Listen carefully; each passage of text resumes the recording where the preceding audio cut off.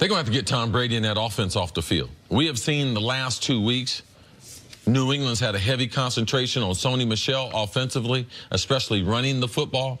They have not featured a running back like him. Now, we thought that they lost Dion Lewis to free agency, Tennessee Titans. We thought Sony Michel, he rotated in college at Georgia with Nick Chubb, and we thought he'd be like he'd be a better version of James White. But no, they have different things in mind. They plan on him being a banger. He's about 225 pounds. He's built for it. He's not a specialty player, so they're going to run him between the tackles. And if Kansas City cannot get them off the field or stop them from running, Tom Brady is going to bleed them through that running game and very, very short passing attack. So that's the way that they defend Patty Mahomes and all the speed and all the athleticism that the Kansas City Chiefs present problems to the Pats. There's a couple things this game could mean for this season in the AFC and for moving forward in the AFC. But before I get to those, I want to ask you one quick question about the Pats defense. Well, famously, Bill Belichick always says, we want to take away your favorite thing, take away what you do best. Sometimes that's a person. When they play the Pittsburgh Steelers, it was, we're going to take away Le'Veon Bell, make you beat us through the air.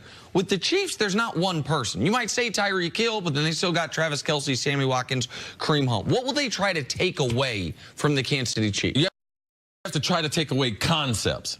And what Kansas City does with Andy Reid and Eric Bieniemy, they run a lot of motion and they run a lot of speed sweeps. So you don't want them to get on the edge. So we know Belichick's famous for the 34, but even in his four-man front, 4-3 front, they do not let you get on the edge. Those guys play a little wider and try to keep you in the box. Also, they are not going to let you throw the ball down the middle of the field and make hay on that defense. They realize in pro football, that's a vulnerable area, and they're going to try to keep you in the pocket, running the football, and the quarterback in the pocket. All right, if the Chiefs win this weekend, here's one thing they will guarantee themselves. They won't have to go back to Gillette again this year. If they win this weekend, this is their only trip there. Yes. If they win this weekend, they're 6-0. The Pats are 3-3, and you got the head-to-head tiebreaker. There's no path to the Pats getting a better record than Kansas City when they can't even tie them for it. So they'd be 4 games clear of them. But the other thing to look for this weekend is if Pat Mahomes goes into Gillette and wins this football game and plays well, something of a passing of the torch in the AFC. I know Brady is the GOAT. I believe he is the GOAT. But we have been waiting for this moment for a while. A lot of people thought Andrew Luck had a few opportunities to do it, most notably the AFC Championship game, the Deflategate game. That if the Colts had won that game, we didn't know Brady was about to reel off a couple Super Bowls from that moment moving forward. Luck could be the Rivers too old to do it. Deshaun Watson's had a couple opportunities, but his team's not good enough for him to do it. Yeah, they're not ready. They're not ready. Derek Carr ain't good enough. Like, if Pat Mahomes goes into Gillette, gets his team to 6-0, plays great, I think we might look back on this moment as, oh, that's when the AFC, the best quarterback in the conference, that got handed off from the GOAT, Tom Brady, to this young guy with a funny voice. And even if we don't see it now, this is something that you can look back and say, oh, that's when it happened.